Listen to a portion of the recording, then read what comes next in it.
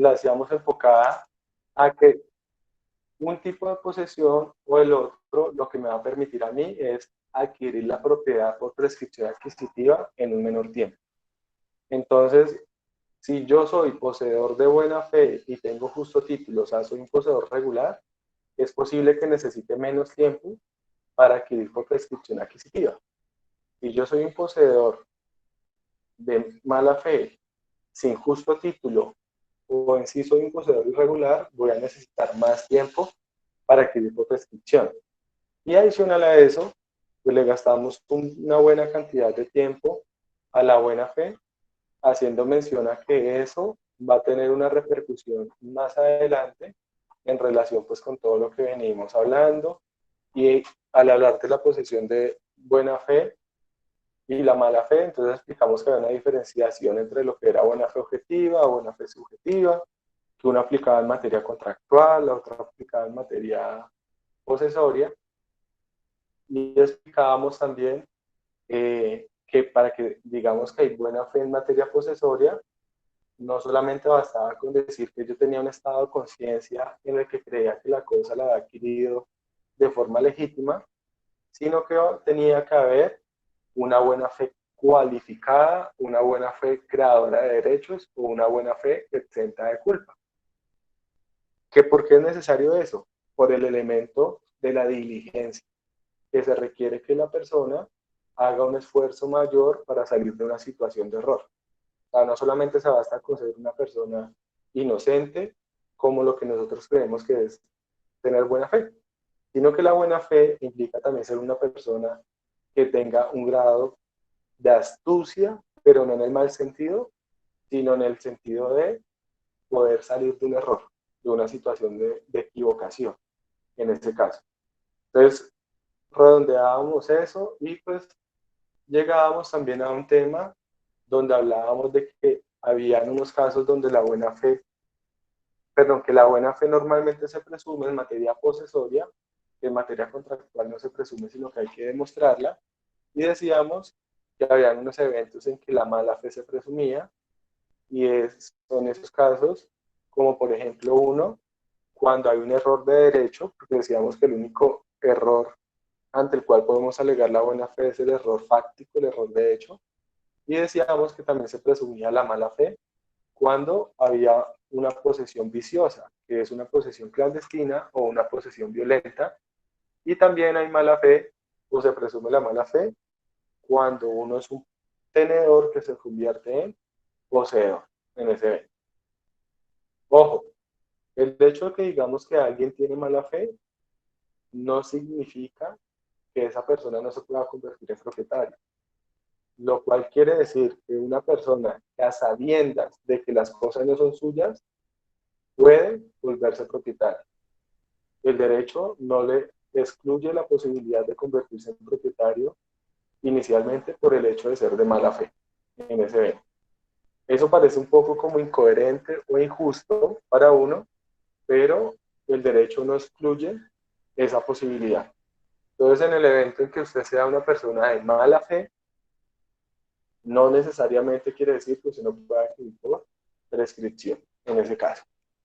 Ahí creo que fue donde cerramos la clase anterior. Y pues entonces pasamos a analizar el otro elemento de la posesión regular. Decíamos que la posesión regular es porque hay justo título y hay buena fe. En este evento, pues miremos qué es el justo título o a qué se refiere el justo título. Cuando hablamos de justo título, realmente debemos casi que remitirnos a algo que se llama la teoría de la fuente, el título y el modo en ese evento. La teoría de la fuente, del título y el modo es una teoría que gira en torno a poder establecer la manera legítima en que se adquiere un derecho. Y eso va relacionado con algo que se llaman las fuentes de las obligaciones, los títulos o negocios jurídicos y los modos de adquirir el dominio.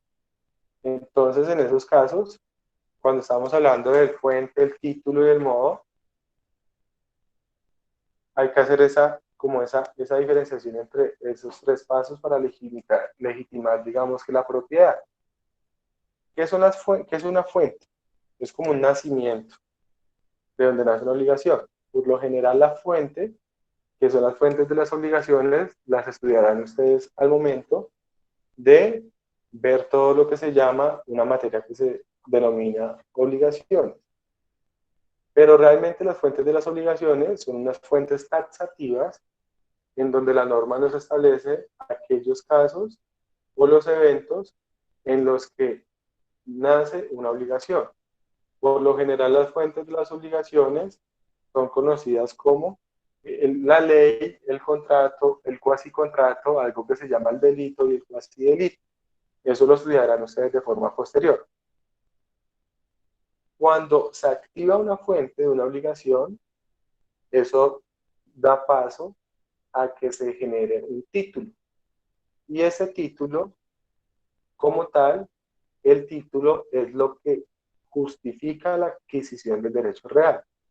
Es decir, el título, y ya acá entramos en lo que es el título es la causa que justifica la adquisición del derecho real, pero el título no transfiere la propiedad. El título solamente consigna la obligación de transferir la propiedad en ese evento. Por lo general, el título es un negocio jurídico. ¿Y qué es un negocio jurídico? Un negocio jurídico es un vehículo o una herramienta que me sirve a mí para transferir un derecho o para disponer de un interés particular en ese evento. Entonces les voy a poner un ejemplo para que me entiendan. Si yo tengo, digamos que tengo una arena ubicada en un lugar y quiero trasladar esa arena de un lugar a otro, por lo general necesito utilizar algo para trasladar esa arena de un lugar a otro. Ejemplo, puedo utilizar una pala, puedo utilizar una caneca, puedo utilizar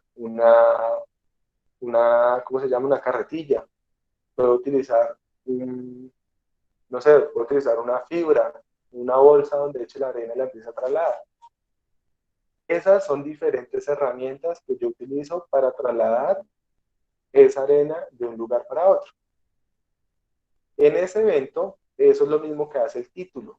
El título sirve como herramienta, como negocio, es el negocio jurídico que me sirve como herramienta, como mecanismo para yo poder transferir ese derecho real de una persona a otra persona. Pero ojo, no me transfiere propiamente el derecho, sino que me genera la obligación o me consigna la obligación para transferirlo. Entonces, si yo quiero trasladar una, digamos que yo quiero trasladar un cultivo de la finca de María Paula a la finca digamos, de Camilo, pues yo utilizo una volqueta, un tractor o algo. Y eso lo que me genera es que esa volqueta, ese tractor, esa herramienta que utilizo me sirva para llevar algo de un lugar para otro. En ese caso, reitero, eso es lo que hace el título. El título es ese negocio jurídico que me sirve como herramienta, como medio idóneo, como mecanismo para transferir el derecho, un derecho de un lugar a otro. ¿Qué derecho estamos hablando acá? Del derecho de propiedad. Pero no me lo transfiere. Realmente la transferencia se da con el modo, que son los modos de adquirir el dominio que venimos hablando hace rato en esos eventos. Entonces les pongo un ejemplo ya aterrizado a lo que estamos hablando en este caso. Un título puede ser un contrato de compraventa. Entonces el contrato de compraventa es un negocio jurídico mediante el cual yo dispongo de un interés particular, de un derecho de propiedad. Es un vehículo, es una herramienta que me sirve para transferir la propiedad de un lugar a otro. Entonces, en este evento, el justo título o el título que estamos hablando es la compraventa o el contrato de compraventa. El modo ya es el que me perfecciona la transferencia del dominio. Y en estos eventos, cuando estamos hablando que el título es la compra-venta, ¿el modo cuál sería? ¿O cuál sería el modo de adquirir el dominio que operaría en ese evento? Pues sería Eso ya registrarlo lo en hemos... instrumentos públicos, ¿no? Hacerlo Sí, es por... La tradición. prácticamente así es como... Sí, o sea, fácticamente es lo que dice Wilmer, pero jurídicamente eso cómo se llama, tradición, como tal. Entonces en este evento el título es la compra-venta y la tradición es el modo. Por eso se habla de la teoría de la fuente, del título y el modo. Si quisiéramos ver todo en completo, la fuente sería el contrato, el título sería la compra-venta Adquiriendo y el el derecho modo a la sería la propiedad. tradición. Dime, María Camila.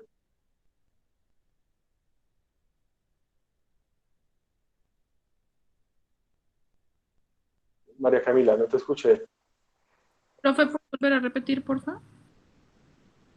Ok, entonces les decía, teoría de la fuente, el título y el modo. Entonces la fuente es de donde nace la obligación, que la fuente puede ser la ley, el contrato, el cuasicontrato, el delito, el cuasidelito. Eso no lo entramos a explicar en detalle porque ustedes lo verán ampliamente en su clase de obligación. El modo, perdón, el título es la causa que justifica la adquisición de ese derecho real de dominio. Y en sí comprende aquel negocio jurídico que me sirva a mí como herramienta o vehículo para transferir el derecho. Y el modo es la forma o manera en que yo adquiero ese derecho real de propiedad.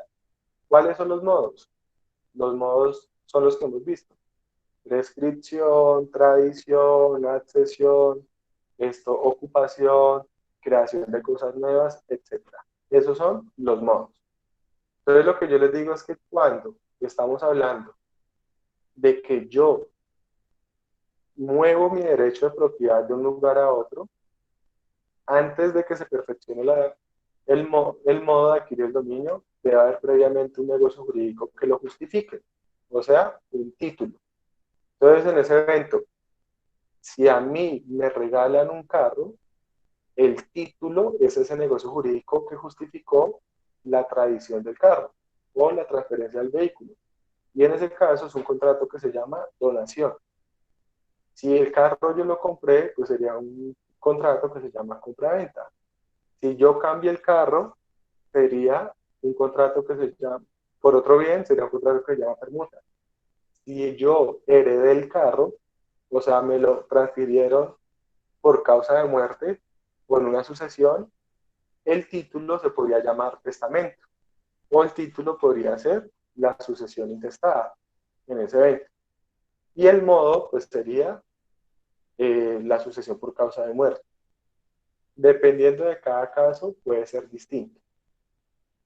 Hasta ahí me comprenden la idea Profe, o una no. pregunta con respecto a los ejemplos que usted mencionaba, en esos casos, ¿cuál sería la fuente?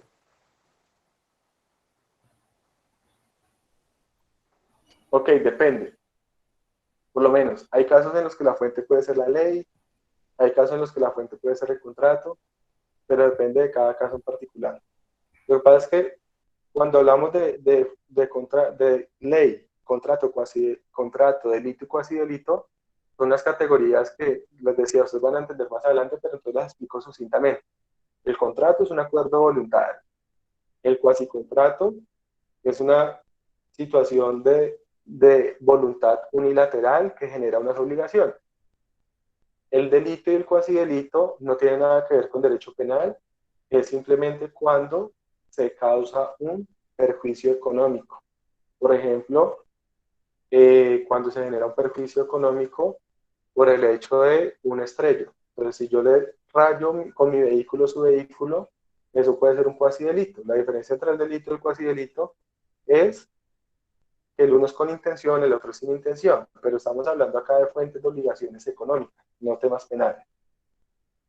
Entonces, en ese sentido, por ejemplo, cuando estamos hablando de que usted adquiere un bien en una sucesión, la fuente no es el contrato, sino que la fuente sería la ley. Cuando estamos hablando que usted adquiere la propiedad de un bien por prescripción adquisitiva o usucapión, la fuente sería la ley. Y el título también podría llegar a ser la misma ley, porque no hay negocio jurídico de por medio, etc. Es más o menos la idea de lo que estamos mencionando en este caso. Cuando entramos a hablar entonces de ello, les decía, el justo título es la causa que me justifica la adquisición del derecho real. Entonces, en ese evento, ¿qué es lo que me justifica que yo adquirí la propiedad de este bien? Que hubo una compraventa previamente. ¿Qué es lo que me justifica que yo adquirí esto? Que hubo una donación, que hubo un testamento, que la ley lo determinaba así, que hay una resolución de adjudicación, que hay un contrato de X o Y naturaleza. Eso es lo que justifica que se traslade la propiedad hacia mí. Y todo esto se perfecciona con el modo. ¿A qué va toda esta explicación? Esa explicación va relacionada pues con la explicación con el tema del justo título. Entonces, cuando hablamos de que para que yo sea poseedor regular, debo tener justo título y buena fe, cuando decimos que yo deba tener justo título, eso quiere decir que mi derecho, así sea como poseedor, provenga de un negocio jurídico como tal. Es decir, que aquel que tiene justo título es el que adquirió ese derecho como poseedor a través de un negocio jurídico que se tiene como causa justificante. Es decir, cuando yo soy poseedor y la posesión la adquirí como consecuencia de la sucesión de mi papá, que también era poseedor. En ese evento estamos hablando de que hay justo título. ¿Cuándo no hay justo título? Generalmente, cuando yo adquiero la posesión de manera originaria, sin ningún precedente anterior, como el que entra a invadir una tierra ajena. Esa persona no tendría justo título en ese evento. Entonces, otro ejemplo en el que yo tendría justo título. Cuando, por ejemplo, yo compro una casa, realizamos todo el trámite correspondiente, elevamos la compraventa a escritura pública y yo tengo la escritura pública, pero nunca la registré. En ese evento yo tendría justo título, pero soy poseedor porque nunca he registrado la propiedad. O porque al registrarla o intentarla registrar, resulta que no me la registraron porque quien me vendió no era el propietario. Entonces, en ese caso, yo tengo justo título. Y ahí hay que hacer una aclaración. Y es que para que el título sea justo, o hablemos de justo título, ese negocio jurídico tiene que cumplir con las formalidades que exige la ley. Es decir, que si la ley exige que ese negocio jurídico tenga que constar por escritura pública, para que haya justo título tiene que haber escritura pública. Si la ley exige que ese negocio jurídico debe constar solamente en documento privado, pues nos bastará tenerlo por documento privado en ese evento. Entonces, todo lo que vengo explicando, y hago una aclaración, ustedes de las lecturas que yo les envié, hay una lectura que explica el tema también. Todo lo que vengo explicando va dirigido claramente a que yo, para ser poseedor regular y necesitar menos tiempo, además de tener buena fe, necesito justo título, lo cual en la práctica muchas veces se hace muy difícil, porque es que son dos requisitos bastante complejos. Primero, la buena fe, como lo vimos en la clase pasada, puede ser muy difícil de adquirir. Y dos, lo que tiene que ver con el justo título también se hace muy complejo en el sentido de que muchos negocios jurídicos no se realizan con las formalidades exigidas por la ley o muchos poseedores son poseedores que son realmente invasores en ese sentido. O son poseedores que no saben cómo funcionan los negocios y no tienen un justo título como tal. No sé si soy claro, es muy confuso el tema o me Profe, entiendo ¿será que mal. puede repetir, por favor? Ok, listo. Entonces vuelvo y hago la explicación del tema para que, para que me entiendan ahí. Reitero, ¿qué es un título? Cuando hablamos de un título, en ese sentido estamos hablando de que existe una causa que justifique la adquisición del derecho real o la transmisión del derecho real. Y realmente esa causa se refiere a un negocio jurídico. ¿Qué es un negocio jurídico? Es un vehículo o una herramienta que me sirve a mí para transferir un derecho o para disponer de un interés particular en ese evento. Por ejemplo, cuando yo realizo un testamento, yo estoy celebrando o realizando un negocio jurídico. O sea, un negocio jurídico no es comercializar algo, y no es disponer de un interés. Y cuando yo realizo el testamento, estoy disponiendo de unos intereses de mi patrimonio que va a surtir efectos post-muerte. Cuando yo decido regalar algo, vender algo, arrendar algo, yo estoy disponiendo de un interés que es mío. Entonces, eso es un negocio jurídico. Y hay en este mundo negocios jurídicos, todos los que ustedes se puedan imaginar, así como hay contratos y demás actos jurídicos que pueden celebrarse. Entonces, en ese sentido, a lo que me refiero es que para que la posesión sea regular, tiene que existir un negocio jurídico que justifique la transmisión de ese derecho de poseedor que me transfirieron a mí, como tal. Es decir, que yo no sea poseedor porque simplemente me convertí en poseedor, sino que alguien me haya transferido a mí ese derecho de poseedor a través de un negocio jurídico y que ese negocio cumpla con las formalidades exigidas por la ley en ese evento. Entonces les decía, por ejemplo, ¿por qué usted es poseedor de esa finca? Porque fulanito me vendió a mí. Entonces, ¿cuál es el negocio jurídico que justifica la transmisión o transferencia de ese derecho de posesión? La compraventa. Y por lo tanto, esa compraventa debe reunir las formalidades exigidas por la ley para que sea un justo título. Entonces, cuando yo les pongo un ejemplo de que yo soy poseedor de buena fe y tengo justo título, es porque tengo la conciencia de que adquirí legítimamente y adicional a eso fue a través de un negocio jurídico que se celebró con las formalidades exigidas por la ley. ¿Dónde está el defecto? Que no se pudo perfeccionar el modo de adquirir el dominio. ¿Por qué no se pudo perfeccionar el modo? Porque quien me transmitió ese derecho no era propietario en ese caso.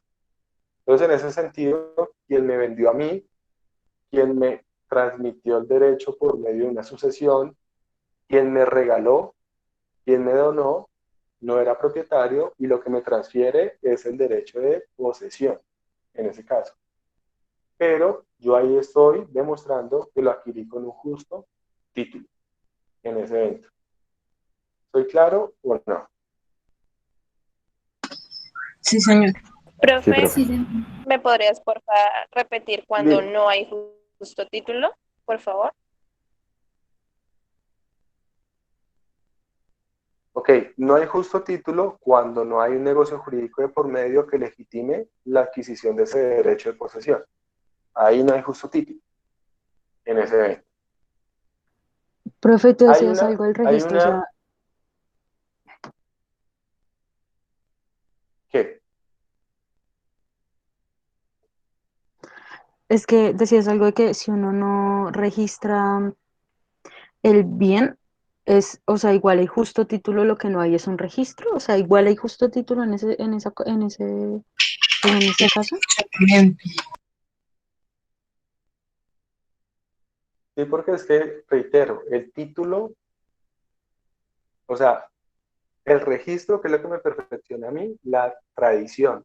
O sea, el registro está relacionado es que en el modo de adquirir el dominio. Entonces les pongo un ejemplo para que me entiendan. Si yo le vendo, si yo te vendo una casa, el título es la compraventa. Para que sea un justo título, tiene que cumplir con las formalidades que establece la ley. ¿Cuáles son las formalidades que establece la ley? Que conste por escritura pública. Entonces, ahí está la justificación de transferir un derecho. Pero en ese momento todavía no se ha transferido el derecho. ¿El derecho cuándo se transfiere? Cuando se perfeccione el modo. ¿Y ese modo cómo se llama? Tradición. ¿Y esa tradición cómo se perfecciona? Con el registro. Por eso son momentos totalmente diferentes. ¿Qué pasa en toda esta situación del poseedor? Que en el caso del poseedor, por lo general, hay justo título o hay título, pero nunca se puede perfeccionar el modo. ¿Y por qué no se puede perfeccionar el modo? Porque el derecho no proviene del propietario, sino proviene de una persona que no es el propietario, lo que hace que no se pueda transferir la propiedad en ese evento. ¿Me entiendes ahí? Sí, señor, muchas gracias. Ok. ¿Qué sucede o qué confusión hay en ese evento? Hay quienes dicen que hay unos títulos traslaticios y otros títulos que se llaman constitutivos de dominio. Pero eso es algo que es equívoco, porque realmente lo que es traslaticio o lo que es constitutivo son los modos en ese sentido. Entonces, por ejemplo, el artículo 765 del Código Civil me habla de algo que genera confusión, pero pues se los voy a mostrar acá no para confundirlo, sino para que entiendan. Y es que de pronto el código ahí está hablando de modos, pero lo hace llamar título. Y nos dice lo siguiente, ahí lo estoy colocando en la presentación. Es justo título, el justo título es constitutivo o traslaticio de dominio. Son constitutivos de dominio la ocupación, la accesión y la prescripción. Ahí hay una imprecisión bastante grande, porque me está diciendo que el justo título, pero me está hablando y me está colocando como ejemplo modos de adquirir el dominio, en ese sentido. Y realmente lo que me está hablando acá no es de justo títulos, reitero, sino de modos traslaticios o modos constitutivos. ¿Qué es un modo traslaticio? Cuando la propiedad yo la quiero porque ha sido trasladada de una persona a otra. Ejemplo, la tradición, la sucesión por causa de muerte. Y son constitutivos de dominio cuando la propiedad se adquiere de forma originaria, como es la ocupación, la accesión y la prescripción, cuando el derecho no proviene de otra persona en ese evento. Entonces, eso puede generar bastantes, digamos que confusiones en la práctica en ese sentido. El artículo 766 ya me habla de un tema más bien un poco documental y me dice que no son justos títulos el que es falsificado, el que es conferido por una persona en calidad de mandataria o representante legal, el que tiene un vicio de nulidad, el meramente putativo, etcétera, etcétera. Acá, este artículo sí es más acertado porque ese artículo sí se está refiriendo al negocio jurídico mediante el cual se adquirió la propiedad en ese evento o mediante el cual se pretende adquirir la propiedad. Pero entonces lo que quiero que me quede claro, y les pido por favor que lean lo que les envié, porque ahí está explicado muy en detalle, y es que cuando hablo del título es el negocio jurídico. Ojo, pero lo que necesito que les quede también claro es que el negocio jurídico o el título no es el que me transfiere la tradición, la propiedad, perdón. La propiedad me la transfiere es el modo, en ese sentido. Es decir, pueden haber títulos o justos títulos y puede que yo no pase a ser propietario en esos eventos. Realmente lo que me perfecciona que yo sea propietario es que se perfeccione el modo, en ese caso. Y el modo se perfecciona dependiendo del modo que estemos hablando en ese evento. No, me pregunta Hernán Fabián que si el título valor es lo mismo. No, un título valor es otra cosa diferente en ese caso. Cuando estamos hablando de un título valor o un título ejecutivo es otra cosa totalmente distinta. Las cosas se empiezan a confundir un poco, pero son cosas diferentes. Por eso, no sé si ustedes alguna vez han visto películas como El Viejo Oeste, del Zorro y esas cosas, donde le dicen a la gente que para que justifique la propiedad muestre sus títulos. Entonces realmente ellos traen como unos documentos donde demuestran que son propietarios. En esos casos, ¿por qué sucede eso? Porque es que hay otros ordenamientos jurídicos donde el título sí demuestra que uno es propietario. En el ordenamiento jurídico colombiano no es así. En el ordenamiento jurídico colombiano yo demuestro que soy propietario cuando se perfecciona el modo. El título solamente me demuestra que hubo un negocio jurídico o una justificación para transferir la propiedad en ese evento. Es decir, a través del justo título, yo justifico la causa por medio de la cual adquirí la calidad de poseedor en ese evento. Ahí. Yo no sé si siguen confundidos, a mí se me hace que están confundidos frente al tema. Me pregunta Kevin, los títulos informales, ¿a qué se refiere con un título informal? Kevin,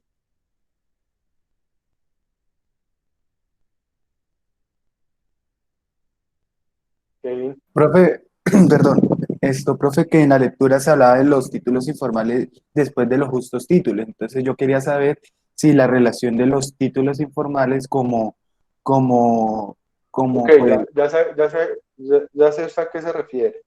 es que la verdad la Los lectura, títulos esa informales, lectura se me hizo un poquito confusa también. Por eso estoy ok, preguntando. ¿a qué se refiere un título informal? Aquel que no reúne los requisitos formales que establece la ley. Entonces, si yo le vendo mi casa y la compraventa, que es el título, consta en un documento privado, ahí hay título, pero no hay justo título. ¿Por qué? Porque es un documento informal en ese evento. En cambio, si yo le vendo mi casa y elevamos la compraventa a escritura pública, hay título, pero es un justo título porque se reúnen las formalidades exigidas por la ley. Lo anterior no quiere decir que para que el título sea justo tiene que ser por escritura pública. Tienes que reunir la formalidad que exija la ley. Y no siempre es escritura pública. En algunos casos simplemente es un documento privado. Entonces, en cada caso en particular puede cambiar la situación. Pero cuando se refiere a los títulos informales, es en aquellos casos donde hay un negocio jurídico que catalogamos como título, pero el negocio jurídico no reúne las formalidades que exige la ley. Si no reúne las formalidades que exige la ley, no sería justo título. Por eso es que les digo que en la práctica se hace un poco difícil o muy difícil encontrar poseedores regulares, porque por lo general adolecen o de los dos requisitos o al menos de uno. O sea, reunir un poseedor que tenga tanto justo título como buena fe es demasiado complejo, es demasiado difícil de encontrar en la práctica, por todo lo que hemos venido pues mencionando en ese caso. Entonces ahí en ese evento tenemos que por lo menos esto, hay que hacer esa diferenciación. Entonces cuando yo tengo lo que llaman una carta venta en los municipios, que es un documento privado, y yo digo que es que compré con esa carta venta no es un justo título, es un título informal. Y como no es un justo título, simplemente hace que yo sea poseedor irregular. Y si adicional tengo mala fe, pues más aún sería un poseedor irregular. ¿Estamos claros hasta ahí? Sí, señor. Lo que me pregunta Hernán, dependiendo de cada caso en concreto, hay un título y hay un modo que puede ser diferente. Puede que en algunos casos el título sea la ley, y es que la ley determine de qué forma yo me vuelvo propietario, en ese caso. Pero por lo general, en lo que nos estamos refiriendo al poseedor y al modo de adquirir el dominio que se llama prescripción adquisitiva, el justo título suele ser un negocio jurídico previo en ese evento. Y ese negocio Otra jurídico pregunta. suele ser el que me legitime a mí como poseedor. Cuénteme. Un ejemplo podría ser que la letra puede ser un título. No, la letra es un título valor. Listo. No tiene nada que ver con esto. Bueno, Tengan mucho cuidado porque ustedes a lo largo de la carrera van a encontrar muchas cosas que tienen un nombre parecido. Por ejemplo, la caducidad. La caducidad tiene diferentes significados y les coloco como ejemplo la caducidad porque la caducidad en materia administrativa es lo que me determina el plazo que yo tengo para poder iniciar una acción ante el contencioso administrativo. Pero en materia de contratación estatal, la caducidad del contrato es otra cosa diferente. Es lo mismo que pasaba con lo que les expliqué en la clase anterior. Una cosa es la prescripción adquisitiva, perdón, una cosa es la ocupación como modo de adquirir el dominio y otra cosa es la ocupación de bienes baldíos.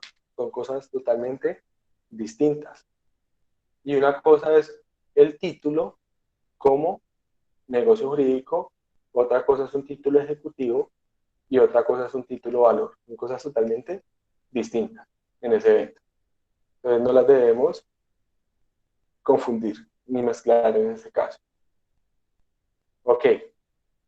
¿Alguna duda adicional hasta ese momento?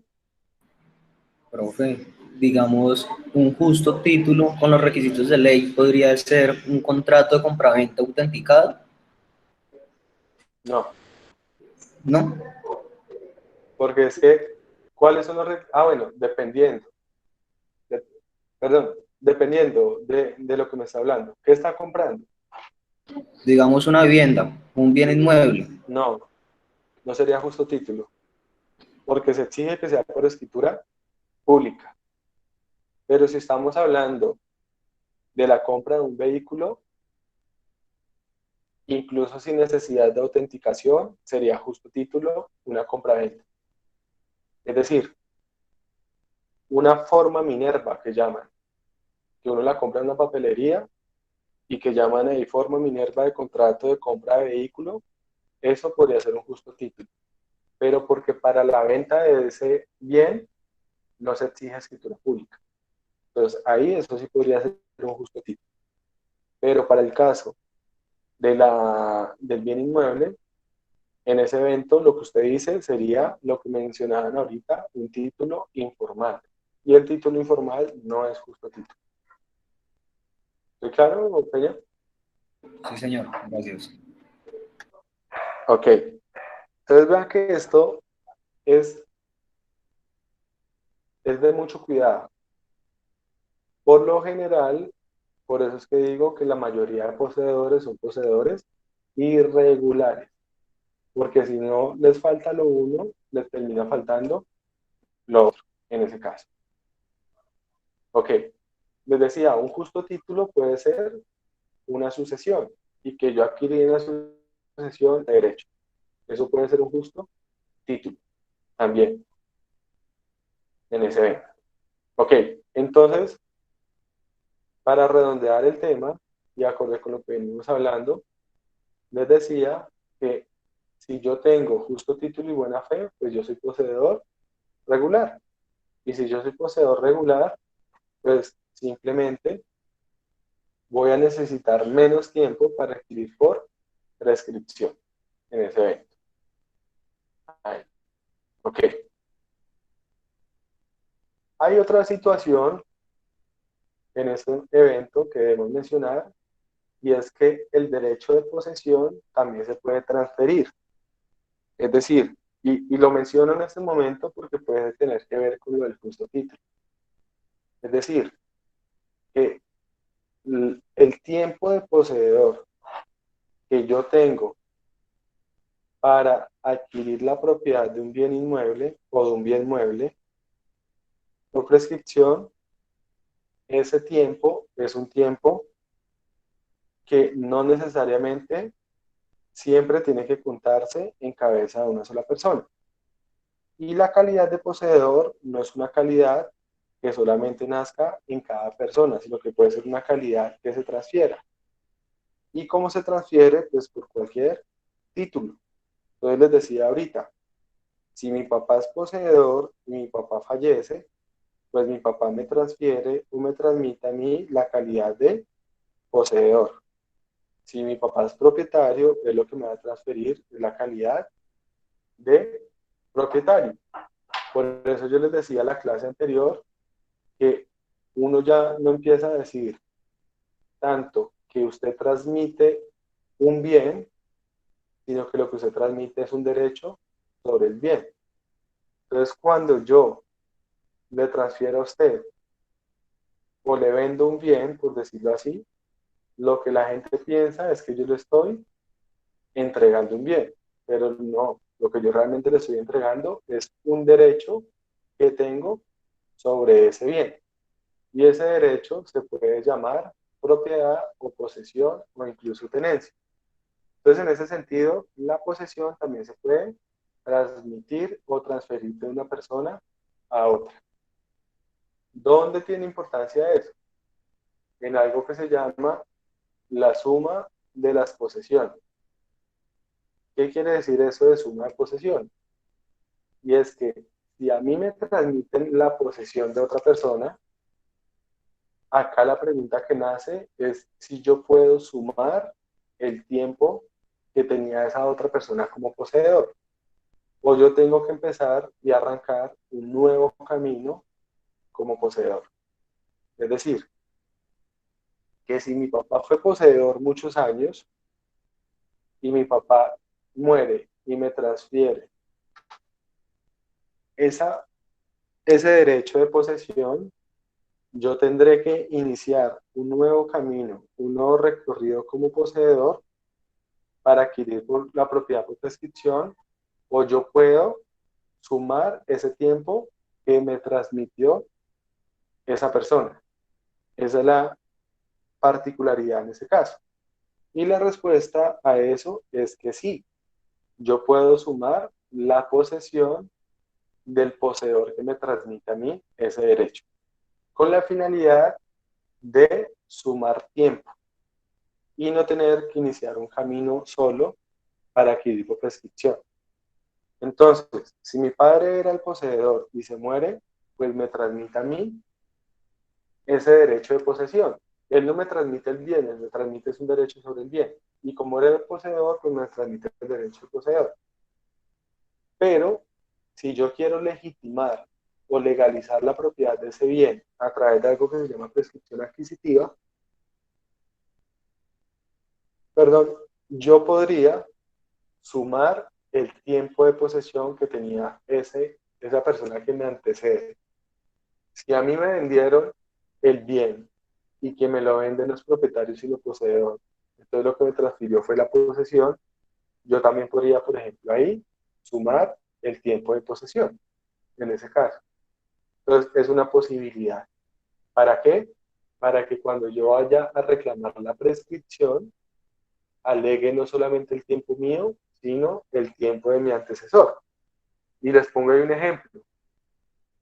Si yo le compro, digamos, a Jefferson un bien, Jefferson lleva 20 años como poseedor y yo le compro el bien, pues él no me transmite la propiedad, sino me transmite la posesión. Y al transmitirme la posesión, me permite que al día siguiente yo pueda pedir la propiedad del bien. Entonces alguien me va a decir, pero es que usted solamente lleva un día como poseedor. Sí, pero yo estoy sumando los 20 años que llevaba el antiguo poseedor. Y es una cosa que es totalmente viable y posible. Y eso se le llama suma de posesión. ¿Qué se requiere para que se dé la suma de posesión? Entonces se requieren los siguientes requisitos. Uno, que se traten de posesiones continuas. Es decir, que una posesión termine inmediatamente, inicie la otra. Es decir, que sea una posesión. Perdón, Dime. que se traten de posesiones, ¿qué, perdón, profe? Continuas. Que haya continuidad en la posesión. Entonces, eso significa que sean posesiones continuas e ininterrumpidas. Los voy a copiar acá en la presentación.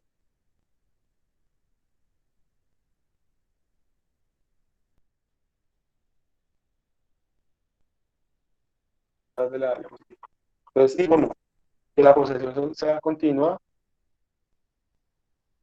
e ininterrumpida, en ese caso.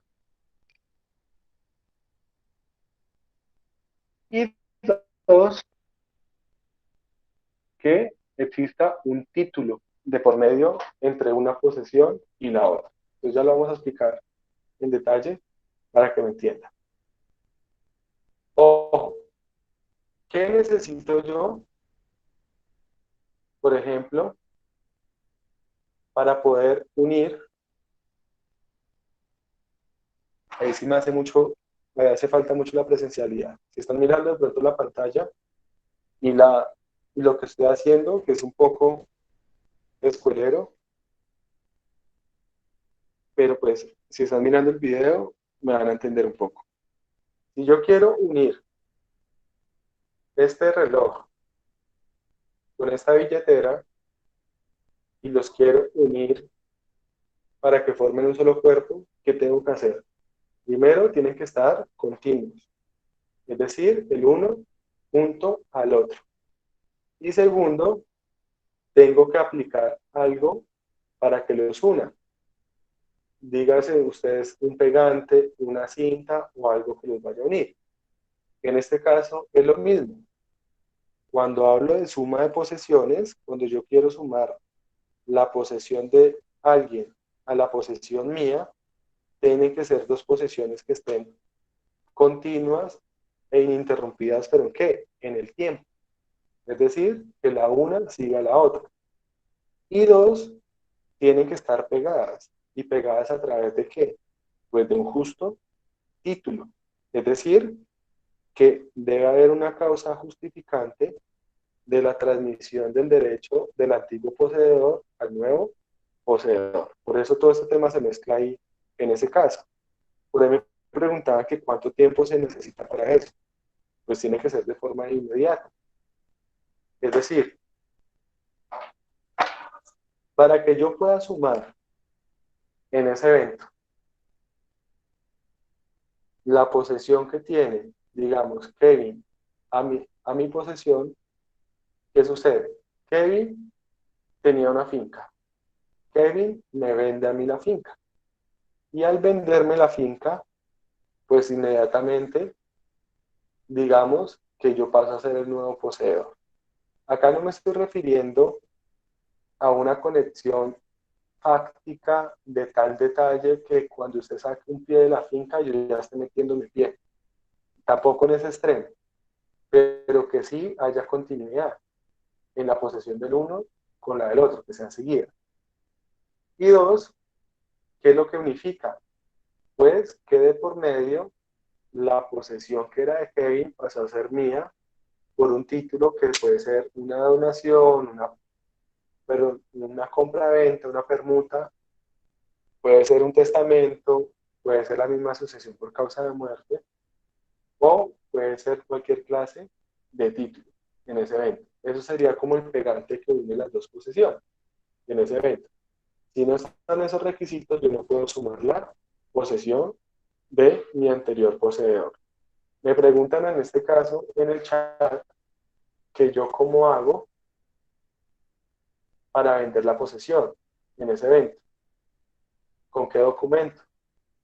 Pues es que no necesita propiamente venderlo a través de un documento, puede ser de forma verbal. O sea, lo que importa es que exista por medio el contrato o el negocio jurídico que justifica que se transmitió ese derecho. Y es que los contratos no siempre tienen que ser por escrito. Entonces, en ese sentido, dependiendo de cada caso en particular, yo tengo que demostrar que hubo una transmisión de ese derecho de posesión del uno al otro, en ese caso. Realmente, ¿qué es lo que pasa? No es que yo le esté diciendo que yo le vendo la posesión. Lo que realmente pasa es que yo le estoy diciendo que le vendo el bien, pero como yo no soy propietario, perdón, como yo no soy propietario, sino como yo soy poseedor, lo que le estoy transmitiendo no es el derecho de propiedad, sino el derecho de posesión en ese caso. Profe, una Entonces digo que es pregunta. como un defecto, lo malo en el procedimiento. Señor, Esto, lo que usted dice con respecto a que se hace, digamos, una contratación o un acuerdo verbal, ¿sí abarcaría como un justo título? dependiendo de la clase de bien, si estamos ante un bien que la ley no me exige una formalidad para realizar ese negocio, hay justo título. Por ejemplo, entonces yo le digo, le vendo ese reloj y le digo, se lo vendo en tal precio. Usted me dice, listo, se lo compro y hacemos un acuerdo verbal. Y digamos, pongamos un ejemplo un poquito más complejo como para que valga la pena el ejemplo. Digamos que yo le voy a vender un Rolex que vale 200 millones de pesos. Y pues la ley no me obliga a que la venta de ese reloj tenga que ser por escrito ni con ninguna formalidad. Puede ser netamente verbal. Entonces, en ese sentido, yo le vendo ese reloj, que es un reloj Rolex, pero resulta que ese reloj no es mío, que ese reloj es de mi papá, lo cual quiere decir que yo no soy propietario, lo cual quiere decir que yo soy realmente un poseedor. Y si yo soy un poseedor en este evento, entonces lo que yo le estoy transmitiendo es el derecho de posesión a usted. Cuando usted recibe ese reloj, ahí es donde uno entra a analizar si usted tiene justo título y buena fe. Y en el caso del justo título, pues usted tiene que analizar cuál es el título que justifica la transmisión de ese derecho. Entonces acá digamos que fue a título de compra-venta. Y para mirar si es justo título, pues que se cumpla con los requisitos que establece la ley. Y como la ley no establece ningún requisito y permite que ese contrato sea un contrato consensual, pues en ese evento, así sea un pacto verbal, habría justo título. ¿Dónde está el problema? En la prueba de ese justo título. Pues yo lo podría probar con testigos, yo lo podría probar con una conversación en un chat, etcétera. Pero digamos que se demuestre a través de un documento privado. Puede también hacerse. O se puede demostrar de cualquier otra manera porque no se exige esa formalidad. Entonces ahí habría un justo título en ese evento. ¿Soy claro o no soy claro? Sí, profe. Y pues con respecto al ejemplo de la posesión de un lote o de una vivienda, ¿se podría aplicar el mismo ejemplo o sería de otra manera? Sí. No, porque ahí la ley sí me exige una formalidad. Y es que la ley me exige de que para que exista ese negocio jurídico, ese negocio tiene que estar elevado a escritura pública. Entonces, para que sea justo título, tiene que cumplir con las formalidades exigidas por la ley. Si no cumple con esas formalidades, no hay justo título. Por eso ahí importa mucho la naturaleza del bien del que estemos hablando. Si yo le Listo, estoy profe. diciendo, si usted está analizando frente a un lote de terreno, frente a un bien inmueble, el justo título, por lo general, no es la escritura pública, sino que el negocio jurídico que justifica la transmisión conste con la formalidad que exige la ley, que es una escritura pública en ese evento. Entonces, cuando yo le digo que cuál es el justo título, usted no me vayan a responder que es la escritura pública, sino que el justo título es la compraventa que consta en la escritura pública. Es diferente ahí en ese sentido. O es correcto decirlo de esa manera. Pero no es que sea la escritura pública el justo título. Y lo que les digo, depende de la naturaleza del bien del que estemos hablando. Les ponía el ejemplo del reloj, porque pues hoy en día pueden haber bienes muebles que valgan muchísimo más que un bien inmueble y no necesariamente estamos ante un bien que conste por que el contrato tenga que constar por escrito y mucho menos en escritura pública. En ese. ¿Hasta ahí vamos bien? Sí, señor. Listo. Perdón, que es que vi que se dio algo en el chat y me alcanza a leer. Dice, en sí entonces la suma de posesiones va encaminada hacia la prescripción adquisitiva. Claro que sí, con lo que me pregunta Hernán. ¿A mí para qué me sirve sumar el tiempo de un antiguo poseedor? Yo no he querido llegar a los tiempos, a decir cuánto tiempo se necesita, pero pongamos un ejemplo desde ya. Si la ley dice que necesito 10 años para ser propietario, para cambiar de ser poseedor a ser propietario, pues en ese sentido, si yo puedo sumar el tiempo que tenía el anterior poseedor al mío, pues puedo llegar a un momento en el que mi anterior poseedor tenía 9 años y a mí solamente me toca completar un año de más para que haya suma de posesión en ese evento. Profe, una En ese pregunta. caso. Señor. En el caso de la suma de las posesiones, que tienen que ser continuas e interrumpidas, por ejemplo, murió el papá y una vez hacerse efectiva dicha posesión, ¿cierto? Si por X o Y Sí. razón una persona no lo hace, ¿tiene o sea, algún término para que se pueda efectuar, digamos, dentro de un año, 2 años, o si, No, digamos, después de unos pero, meses se pierde ya esa continuidad? pero ojo con ojo con lo que les voy a mencionar en ese momento. Cuando yo les digo que tienen que ser continuas e ininterrumpidas, no me estoy refiriendo propiamente a que usted materialmente, su papá se muera y usted al día siguiente tenga que estar en la finca. No me refiero propiamente a eso, como tal, porque puede que en la práctica eso no suceda, que su padre muera y por ahí usted a los meses haga responsable de la finca. Y no obstante, ahí estamos hablando de una posesión continua en ese evento. Entonces, tampoco vamos hasta ese carácter riguroso de que tenga que ser de esa manera. Puede ser, digamos que puede ser un poco más flexible en ese sentido. Pero la ley no me exige un tiempo inmediato o un tiempo mínimo o un tiempo máximo como tal. Además que hay una particularidad y es que en los procesos judiciales quien tiene que desvirtuar que no hubo continuidad en la posesión tiene que ser el demandado. Eso quiere decir el propietario. Entonces el Profe, propietario que pretende que usted no adquiera la propiedad es el que tiene que demostrar que la posesión no fue continua. ¿Cómo se puede demostrar eso? Cuando, por ejemplo, hubo otro poseedor de por medio.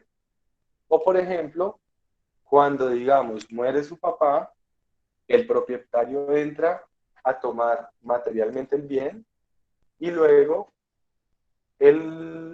¿cómo se llama? El hijo recupera esa posesión. Ahí hubo una interrupción entre una y otra. Señor, lo escucho. profe, ahora bien, esa posesión continua puede ser también, por ejemplo, que el papá haga la transmisión de su posesión en vida o tiene que estar muerto. No, porque es que se la puede transferir en vida a título de donación o a título de compraventa o a cualquier otro título en ese evento. Pero tiene que haber título de por medio. Si lo que pasó fue que su papá en vida le dijo, venga y vuélvase usted poseedor, ahí no hay un título de por medio que legitime ese derecho, en ese caso. Ahí es una situación fáctica en la que un poseedor usa a otro poseedor. Por eso la importancia del título. Y es que existe un negocio jurídico de por medio de que me permita, como quien dice, demostrar que se le transfirió ese derecho de posesión en ese evento. Listo, gracias. Si estamos hablando acá simplemente que su papá es conocedor, que es poseedor de un bien, y llega el Estado y se vuelve a ser poseedor, ahí no hay un título de por medio. Señor. Profe, con respecto al tiempo, pues, mi pregunta es la siguiente. El tiempo pues puede ser relativo, pues teniendo en cuenta la situación, digamos, si la posesión es en un ejido a una posesión, digamos, de una propiedad de una persona natural, ahí el tiempo como tal varía, digamos, como que se exige diferente tiempo o no se aplica de las mismas maneras cuando la posesión, digamos, es por ejido o una posesión a una propiedad de una persona natural. Ojo, Wilmer, porque, digamos, la posesión, el tiempo que exige la ley para equilibrio de prescripción cambia dependiendo de dos factores. Uno, de la naturaleza del bien, eso quiere decir dependiendo si es mueble o es inmueble. Y dos, cambia dependiendo de si es esto, si el poseedor era regular o era irregular. Eso hace que el tiempo sea diferente. Cuando usted me está hablando de la naturaleza del bien en cuanto a que sea un bien privado o sea un bien público, pues inmediatamente la respuesta es que si es un bien público no se puede adquirir por prescripción. Y usted me está hablando de la naturaleza de los ejidos, en el tema de los ejidos usted no la quiere por prescripción, sino que tiene que legalizar el ejido ante la autoridad competente y realmente lo que tiene que buscar es la adjudicación y legalización de ese ejido. Y eso implica que usted al final la quiera no por prescripción, sino que usted la quiera por adjudicación, por un acto de adjudicación, y ese acto de adjudicación implica hablar de tradición, no de prescripción. No sé si me Ah, hago listo, entender ahí con eso. sí, sí, ya entendí. Con Sino ese, que pues pensé que de pronto en los ejidos, digamos, tenían en cuenta, digamos, el término del tiempo. Digamos, sí, si tiene mucho tiempo, no tiene tiempo, no, el no tiempo lo... varía dependiendo si es mueble, inmueble. Hay veces en las que varía dependiendo si es rural, si es urbano, si es determinadas características y dependiendo de la clase de posesión. Eso hace que me varíe el tiempo en ese evento. Ah, listo, profe, Pero que es que ya veo sí acá me las quedo. preguntas que no ha leído. Dice Nicolás, necesariamente tiene que ser alguien con algún parentesco al poseedor antiguo al que se le suma la posesión. No, yo le puedo sumar mi posesión a la particular. Entonces, yo soy el poseedor y le transmito mi derecho de poseedor a un tercero porque le vendo. Entonces, ahí no necesito tener un parentesco. Kevin me pregunta, ¿también se puede sumar el tiempo de mi abuelo más el tiempo de mi padre? Ya vamos para allá. Yo puedo sumar no solo una posesión, sino todas las posesiones que quiera, siempre y cuando todas sean continuas y haya un título que las una en ese evento. Entonces, ahí es que se da eso. Lo que me pregunta Juan Cárdenas no lo entiendo. Ah, ya, que si se puede adquirir un bien a través, un bien mueble, sí, por prescripción adquisitiva aplica tanto para bienes muebles como para bienes inmuebles. Lo que pasa es que en la práctica, pues es más frecuente los casos de los bienes muebles, perdón, inmuebles que los bienes muebles en ese caso en particular. Entonces, a lo que voy con esto, veamos la presentación y ahí mismo lo dice.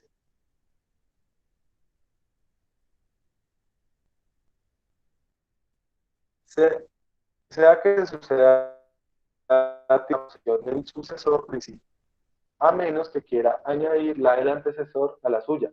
Es decir, que yo puedo sumar mi posesión anterior. Y dice, También podrán agregarse a la posesión propia la de una serie no interrumpida de antecesores. Yo puedo sumar la posesión de 20 poseedores anteriores, siempre y cuando sean continuas y siempre y cuando haya un título que las una en ese evento. Pero ojo, algo que les aclaro acá en este evento. Cuando hablábamos de la posesión regular, hablábamos de buena fe y de justo título. Es decir, que el título, para que sea justo título, tiene que contener las formalidades que exige la ley. En cambio, para la suma de posesiones, solamente se habla de título, lo cual quiere decir que ahí se aplican los títulos informales para sumar la posesión en ese evento. El 2521 nos ratifica lo que hemos venido hablando. Dice, si una cosa ha sido poseída sucesivamente y sin interrupción por dos o más personas, el tiempo del antecesor puede o no agregarse al tiempo del sucesor, según lo dispuesto en el artículo 7, 78, etcétera, etcétera. En ese evento. Profe, Entonces, ya lo que dice acá, la posesión principiada en una persona difunta continúa en el heredero. Dime. o sea que digamos, no sería necesario como que quedara ahí constancia de que se sumó las de el antecesor de quien me dio a mí el, el derecho real sobre el bien. Bueno, no tendría que Ojo porque sumársele. ojo O porque estás sí, bueno, cometiendo el una derecho de imprecisión. posesión. Ok. ¿Cómo sucede en la Eh, práctica? Digamos. Dime. Dime, Valentina, qué pena. O sea que sí tocaba establecer en el justo título que se sumaba el tiempo de quien me lo dio a mí, a quien se lo dio a la otra persona y así, o solamente con poner de quien me lo dio a mí, basta. No. ¿Cómo sucede en la práctica para que me entiendan a lo que me estoy refiriendo? Si yo voy a demandar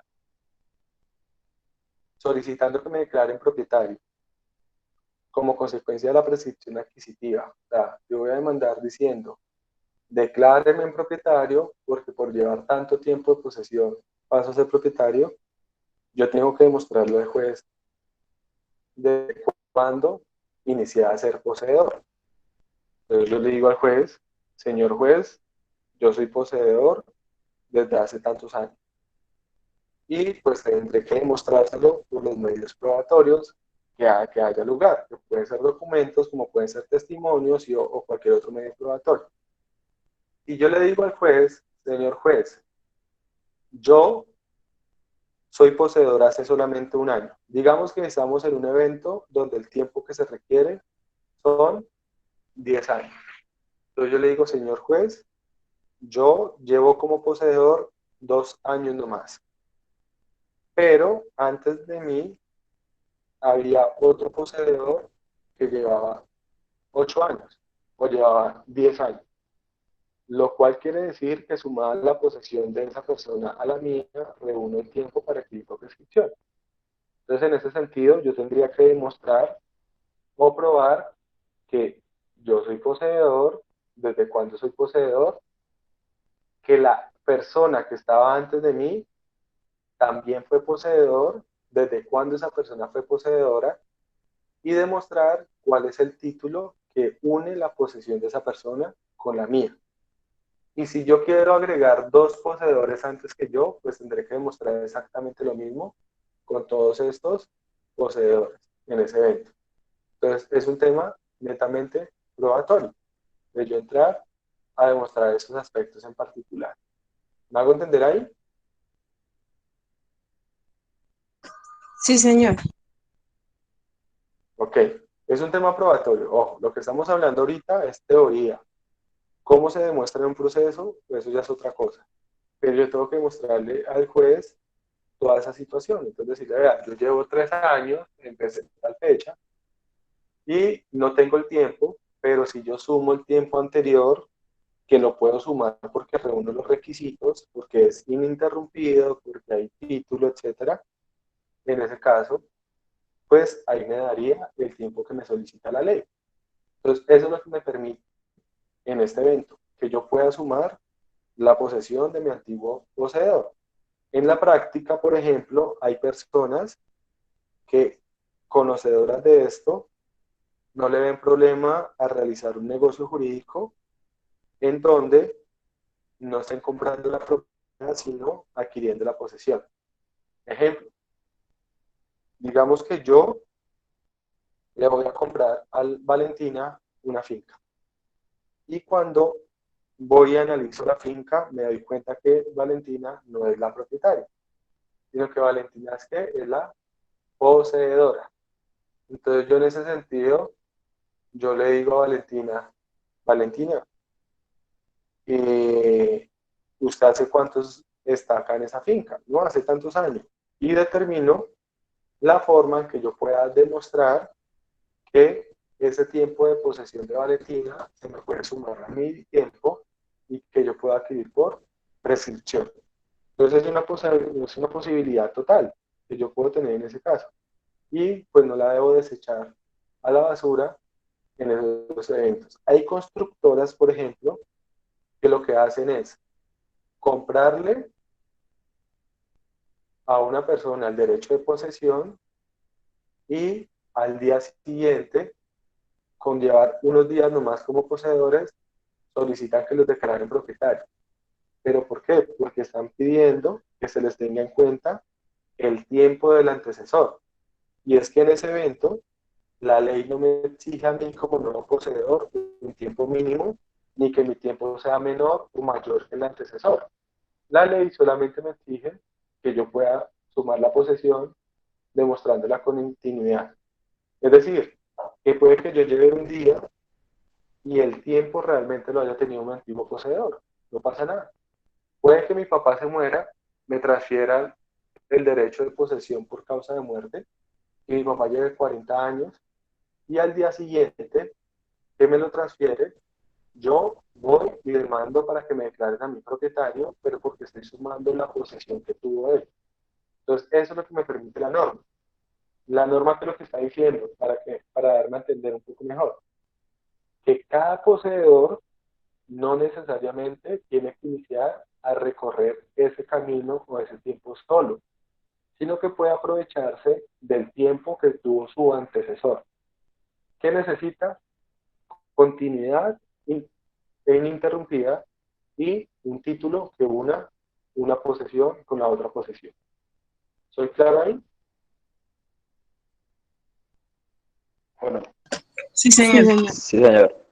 Sí, señor. ¿Sí? Ok. Entonces vean que esas herramientas terminan siendo muy prácticas y ustedes lo van a ver de aquí a mañana. Esa situación tan anómala que uno cree que eso no pasa, eso es el pan de cada día, sobre todo en los municipios. Personas, y pasa mucho por sucesiones. Uno cree que el papá es el dueño de la finca, o yo les pregunto, ¿alguno de ustedes tiene certeza si sus papás son dueños de la casa donde ustedes viven y son propietarios o de la finca o algo así? ¿O ninguno de ustedes se ha puesto de pronto hasta el momento a analizar eso? ¿No? Ahora Pues con todo lo que he yo visto sí. en De clase, pronto yo ya no ustedes estoy seguro qué es lo que tengo. eso. Yo ya me puse a revisar que ya la escritura pública. Por eso, o sea, de pronto uno dice, venga, pues, Eh, pues ahorita como nosotros con mis hermanos entramos en un proceso por de eso, pero sucesión entonces puede que uno se da cuenta es cuando ellos fallecen. con el certificado de libertad, Sí, hemos averiguado todo.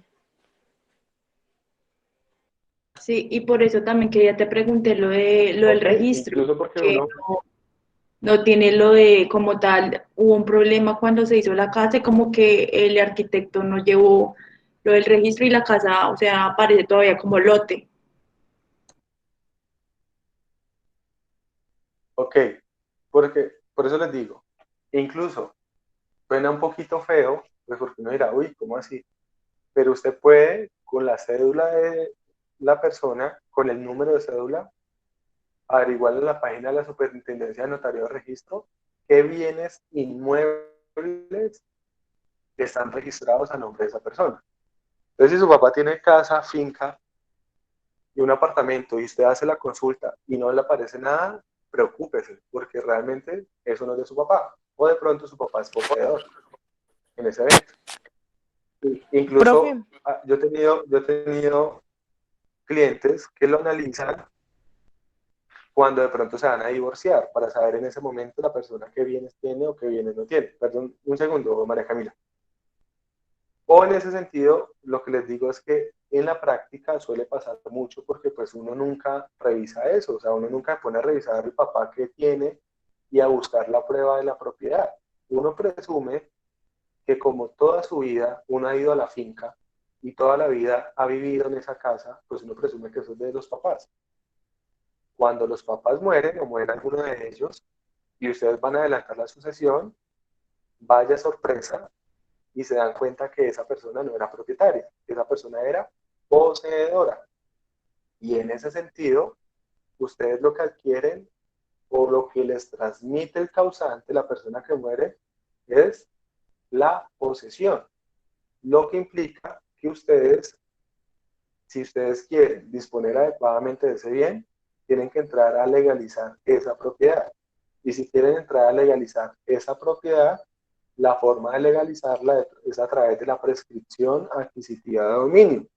Y si yo la quiero legalizar a través de la prescripción, tengo que demandar, eso lo vamos a ver posteriormente cómo se hace, y demostrar la posesión y el tiempo de posesión. Pero, por ejemplo, el ejemplo claro, el papá llevaba 40 años en esa casa, muere el papá. Se va a adelantar la sucesión y usted una vez dice, bueno, acá hay un dinero, y cuando se da cuenta, pues no era propietario, era poseedor. Y ustedes como herederos dicen, vea, es muy difícil vender esta casa porque nadie suele comprar una posesión. Entonces nos toca entrar a legalizar la propiedad. Pero solamente llevábamos un mes, porque el papá murió hace un mes. Entonces, ¿qué hacemos? Pues sencillo, suma de posesión. Sume la posesión que llevaba su papá. Y inmediatamente demande la prescripción adquisitiva del bien para que lo declaren propietario. ¿Estoy claro ahí en ese caso? ¿Cuál es la utilidad de la suma de posesiones? Sí, señor. sí, Sí, señor. señor. María Camila creo que me iba a decir algo y no la dejé hablar.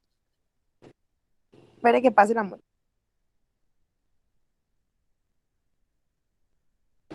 No, profe, yo le iba a comentar que a nosotros nos pasó fue lo contrario.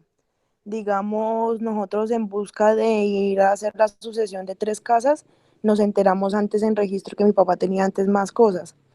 Y ahorita estamos en un proceso de las personas que tenían arrendado todo eso, en, en que nos lo devuelvan porque ya estaban haciendo hasta documentación y todo sí, para ya voltear los papeles. Sí, ok. Y ahí Más estamos en ese adelante proceso. vamos, más adelante vamos a hablar algo relacionado con eso. Y es una situación muy particular cuando usted, que es propietario, quiere recuperar el corpo. Que eso lo vamos a ver más adelante, que eso se llama acción reivindicatoria. Una cosa es cuando usted, poseedor, quiere que lo declaren propietario. Y otra cosa es cuando el propietario desea recuperar el corpus o la tenencia material de la cosa. ¿Qué pasa en esos eventos? Eventos donde una persona muere y los herederos ignoraban que tuviera ciertos bienes. Entonces, perdónenme un ejemplo que voy a poner con algo de morbo, pero es lo que suele pasar a veces en la práctica. Entonces se muere el papá de uno y por ahí resulta y uno se da cuenta que el papá tenía registrado a nombre de él una casa. Y uno va a la casa esa a averiguar y en esa casa pues ¿quién estaba? Pues la amante del papá de uno. Entonces, y el papá tenía una casa en la que vivía el amante de él hace tantos años. Entonces, en ese sentido, esa persona era de pronto tenedora o poseedora del bien, no lo sabemos. Lo claro está es que yo ahí me doy cuenta que yo también puedo adquirir la propiedad de ese bien. Y lo que tengo que recuperar es la tenencia material, o sea, el corpo. Entonces yo llevo a cabo la sucesión y en la sucesión me adjudican la propiedad del bien.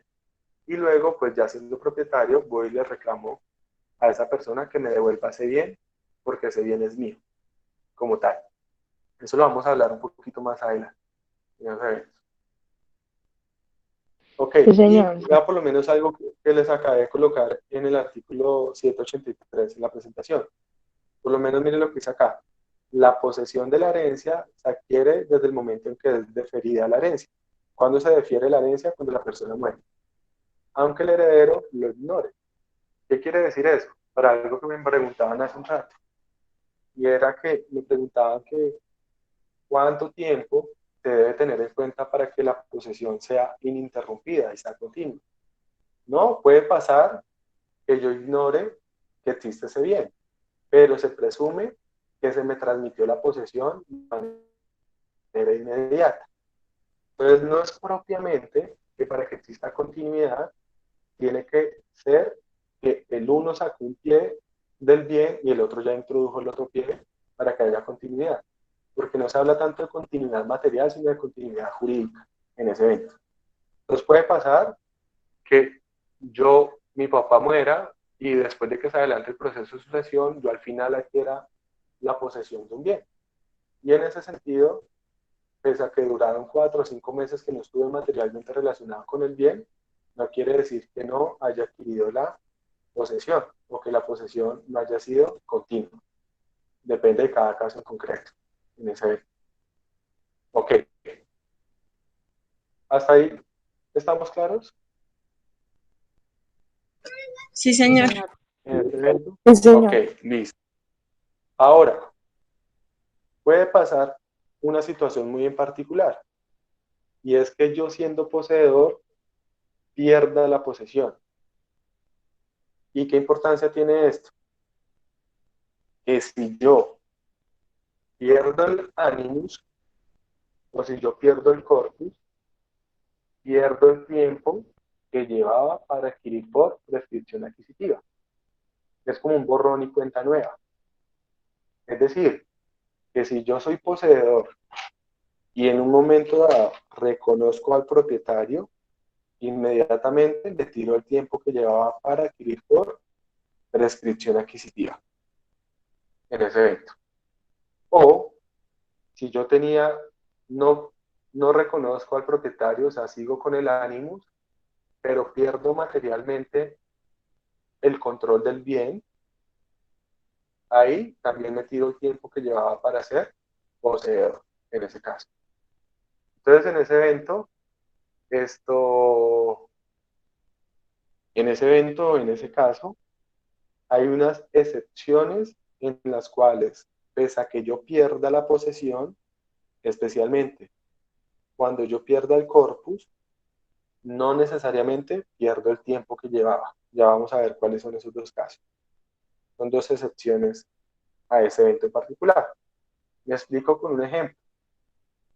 Yo llevaba, digamos, 9 años siendo poseedor, me faltaba un año para ya tener el tiempo para adquirir por prescripción adquisitiva de dominio y pierdo la posesión. Ejemplo, digamos que llevaba 9 años como poseedor de una finca, llegó el coronavirus, yo no volví a la finca porque no me podía trasladar y ahorita que vuelvo a la finca hay otro poseedor ahí metido.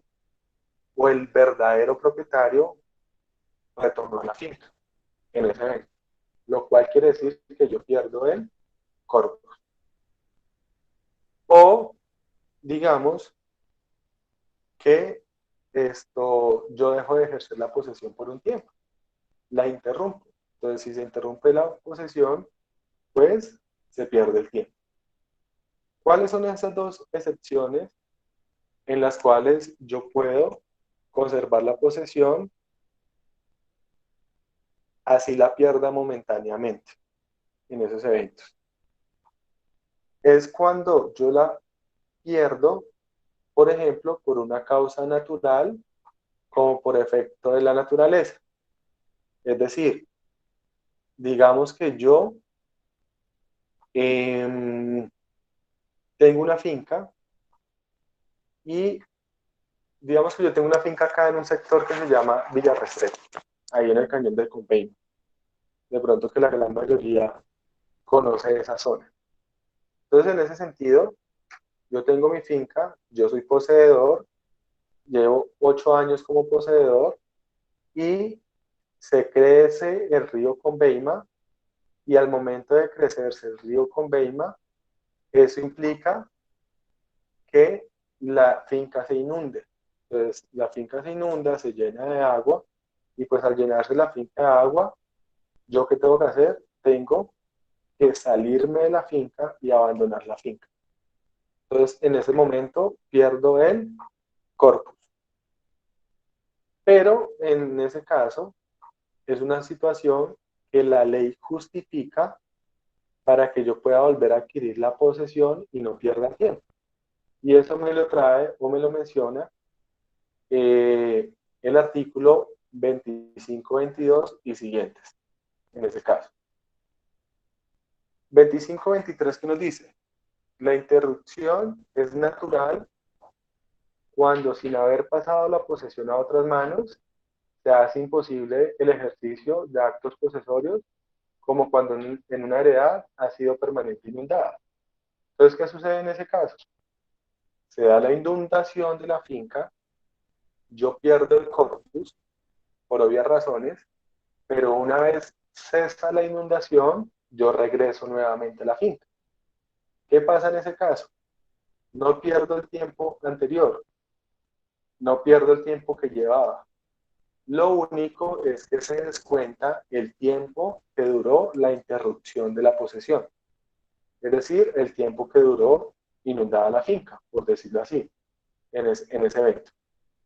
Eso sería una interrupción de la posesión, que nos lo trae el 25-23. Entonces, en ese evento, digamos que yo llevaba 8 años de posesión, se inunda la finca, tengo que abandonarla. Una vez cesa la inundación, yo regreso a la finca y arranco el tiempo donde lo dejé, pero no lo pierdo. Es decir, continúo con ese tiempo como tal. ¿Es claro en ese evento cómo se da o no? Sí, señor. ¿Sí? Ok. Otro evento en el que se da es cuando yo pierdo la posesión porque alguien me la quita materialmente. Es decir, porque me la quita otro poseedor o porque me la quita el mismo propietario. Yo puedo, en esos eventos, recuperar la posesión por medios legítimos. Y si lo realizo por medios legítimos, una vez recupero la posesión, no pierdo tampoco el tiempo que llevaba hasta ese momento. Y acá suena un poquito como ilógico o como incoherente para uno. ¿Por qué razón? Porque es que la ley le permite al poseedor demandar al propietario cuando le quita el corpus. Entonces uno dice, oiga, ¿cómo así? Si el dueño le quita a uno las cosas, pues se supone que es el dueño. Lo que pasa es que acá se refiere a aquellos eventos donde el dueño recupera la cosa, pero la recupera de una forma ilegítima, o sea, por medio de la fuerza o por medio de situaciones de hecho.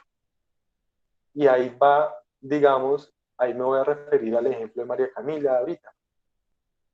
María Camila tienen un tema de una sucesión, se dan cuenta que el papá era propietario de otros bienes y se dan cuenta que esos bienes los tienen otras personas. Si María Camila entra a la fuerza a quitarles a ellos el corpus, lo está haciendo de forma ilegítima.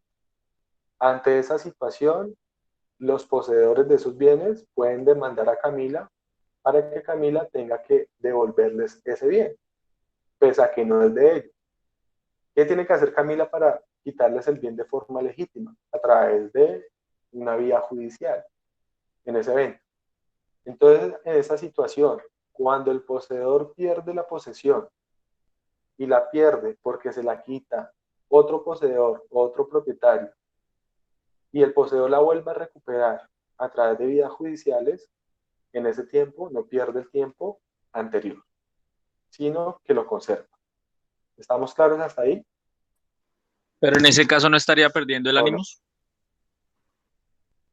No, porque él no reconoció el dueño en ese evento. Lo que pasa es que el dueño le arrebató el corpus en ese caso. Le pongo un ejemplo claro que suele pasar en la práctica. Usted es poseedor de una casa, yo soy el propietario, o usted es poseedor de una finca. Y yo estoy pendiente e inmediatamente cuando usted sale de la finca, yo voy y me meto en la finca, cambio las guardas, cambio los candados, todo. Y cuando usted llega, yo no lo dejo entrar en ese evento. Y le digo, qué pena, pero es que yo soy el dueño. Yo ahí lo hice de una forma inadecuada. Y usted como poseedor me puede demandar y a mí me pueden obligar a devolverle el corpus, pese a que yo soy el propietario, porque yo lo hice por vías de hecho que no están permitidas. En ese evento, el poseedor nunca perdió el ánimo. Lo que pasa es que perdió fue el corpus, en ese caso. Entonces, al perder el corpus y recuperar nuevamente el corpus, ahí retoma el tiempo que llevaba de posesión. Si estamos en un caso donde pierde el animus, ahí, sin duda alguna, al perder el animus, nada que hacer. Borrón y cuenta nueva, se tiró absolutamente todo. Por esa razón, hay ocasiones en las que los propietarios le ponen trampas a los poseedores. ¿Y les ponen trampas en qué sentido? Para que los reconozcan como propietarios y tirárseles toda la posesión. Entonces, esas trampitas pueden ser de diferentes formas. Pueden ser a través de comunicaciones, pueden ser a través de actos en los que termina usted reconociendo, sin darse cuenta, que el propietario es otra persona y se le tira la posesión en ese evento. Entonces, por ejemplo,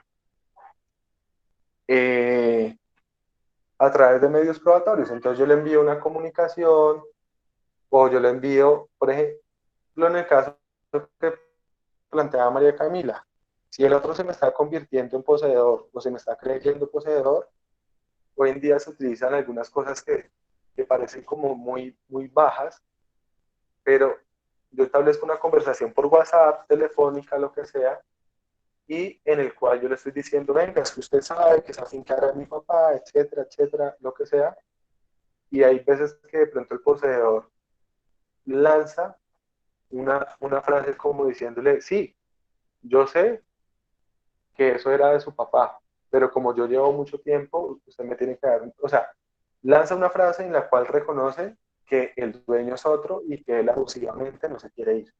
Entonces, en ese sentido, yo me le puedo tirar el ánimo. Otra forma de hacerlo, hay algo que se llama un interrogatorio como prueba anticipada. Y el interrogatorio como prueba anticipada hace que a usted lo citen a un juzgado a rendir un interrogatorio. Y en ese sentido, yo le hago unas preguntas y esas preguntas van guiadas prácticamente a que usted se desvirtúe como poseedor y reconozca que el propietario es otro. Y de pronto usted cae en esa trampa. O hay posibilidad de que si usted no acude a rendir el interrogatorio, lo declaren confeso o que usted está confesando lo que le querían preguntar. Entonces yo presento unas preguntas en el juzgado y la primera pregunta era, ¿usted sabe que el propietario de la finca es fulanito? Segunda pregunta, ¿usted tiene esa finca porque fulanito se la prestó? Cosas así. Usted no va a rendir el interrogatorio, se pone de rebelde y le declaran la confesión frente a esas preguntas. Pues inmediatamente desvirtuarán en ese sentido. O usted no Profe, conoce, digamos, por ejemplo, de términos judiciales, yo lo he visto en la práctica, y usted no conoce, dame un momento, ya acabo la idea, ya te doy la palabra, Valentín. Usted no sabe cuál es la diferencia entre propietario, poseedor y tenedor. Entonces yo le hago preguntas encaminadas a que usted diga que es tenedor. Entonces yo le digo como, ¿usted hace cuánto es el tenedor de la finca? Y pues usted no tiene ni idea qué tenedor significa que reconoce dueño ajeno. Entonces usted dice, sí, yo soy tenedor de la finca hace tanto tiempo. Entonces le empiezo a hacer preguntas y cositas en las cuales lo hago caer en la trampa de perder el ánimo. O a través de un comunicado y usted me lo responde y pierde el ánimo. O a través de ciertas pruebas que demuestran que no hay ánimo en ese caso, en ese evento. Dime, Valentina. No, profe, pues que si van encaminadas a eso las preguntas, uno cómo podría como responder de una forma acertada. No, pues ahí sí voy a hacer una estupidez. Como cuando ustedes pillan a su pareja siendo infiel y lo interrogan y él lo niega absolutamente todo. Es lo mismo. A ustedes necesitan el interrogatorio y usted me dice, ¿usted sabe que usted reconoce como dueño a tal persona? No, el dueño soy yo, punto. ¿Usted le ha rendido alguna cuenta en algún momento a esta persona? No, nunca, punto. O sea, y me ratifico en que yo soy el poseedor. A lo que voy con esto es que como hay personas que desconocen del tema, entonces van solos a esos interrogatorios, contestan solos ciertos comunicados y no caen en cuenta o desconocen que están ahí cayendo en la trampa y están reconociendo a alguien como propietario. Entonces en ese evento, pues ahí viene el problema. Y Sí, yo le quito el ánimo. porque te entendí, digamos, por ejemplo, esa pregunta que usted ahorita realizaba, bueno, que si reconocía que era tenedor, por ejemplo, ahí puede ser rechazada la pregunta, pues según el Código General del Proceso, porque pues, o sea, si va con alguien que tiene un conocimiento, esa pregunta puede ser rechazada, porque no necesariamente, o sea, ya lo está como diciendo que es tenedor y puede que no sea así, entonces puede rechazar como tal la pregunta. No necesariamente. Ustedes van a ver procesar ahorita en el segundo momento y van a ver que eso no es tan así. Yo no le estoy insinuando la respuesta. O sea, yo le estoy diciendo, perdóneme el ejemplo, es como si yo le digo, Wilmer, usted es el compañero permanente pongamos el ejemplo, de Juliana y usted me puede decir sí o no. O usted me puede decir, no, yo no soy el compañero permanente, soy el novio, soy el esposo. Usted me tiene que responder. Entonces usted me diría, no, lo que usted me tiene que preguntar es, ¿qué tipo de relación tengo con tal persona? Pues yo no le estoy sugiriendo directamente la respuesta. Le sugiero las respuestas cuando yo le digo, dígame por qué, siendo usted el tenedor de ese bien, compró tal cosa. No, pero usted Ahí ahorita sí me estoy partiendo de dijo, la base de que usted es tenedor. no, porque usted Pero ahorita digamos dijo, usted dijo ahorita, usted hace cuánto es tenedor de esta propiedad, o sea, ya le está diciendo que sí es tenedor, Ok, ahí sí. si la persona no Pero cabe ahí sí yo le puede puedo decir, decir sí, una yo cosa. soy tenedor hace 3 años, pero si, o sea, una persona que Ok, tenga pues ya pero conocimiento, ahí sí vamos a una cosa. Si yo le pregunté si usted era tenedor en la primera pregunta, yo ya en la segunda le puedo preguntar hace cuánto tiempo era tenedor. Ahí no le estoy ok. ya llevando nada. O sea, lo que pasa es que ese tema, por eso les digo, ahí sí como dice el concurso, caiga en la trampa. Entonces, yo caigo en la trampa. Entonces, en ese sentido, yo le hago preguntas de tal forma que lo que busco es que se desvirtúe que usted es poseedor y que usted es tenedor. Porque si, reitero, porque si usted me demuestra que me reconoce como dueño, inmediatamente usted pierde la calidad de poseedor, pierde el ánimo en ese evento. Por eso digo que a veces eso parece muy bajo, pero como no le puedo quitar el corpus tan fácilmente, porque es algo más práctico, de pronto sí hago que, eh, que usted me reconozca a mí como propietario. Les pongo otro ejemplo en ese evento. Digamos, lo que pasa es que los poseedores a veces pueden ser conchudos. Entonces, usted es poseedor y se cree el dueño, pero no paga el impuesto. Entonces yo le mando un comunicado diciéndole, señor Wilmer, resulta que yo soy el propietario de este bien, y como soy el propietario, me llegó un cobro coactivo de acá de la Secretaría de Hacienda, cobrándome el impuesto predial de 4 años. O sea, hace 4 años que no se paga impuesto predial. Y en ese efecto, quisiera conocer cómo vamos a solucionar el tema del pago del impuesto predial. Y usted me contesta muy conchudamente diciéndome, pues páguele usted porque usted es el dueño de la casa. Lo siento, perdí la calidad de poseedor inmediatamente.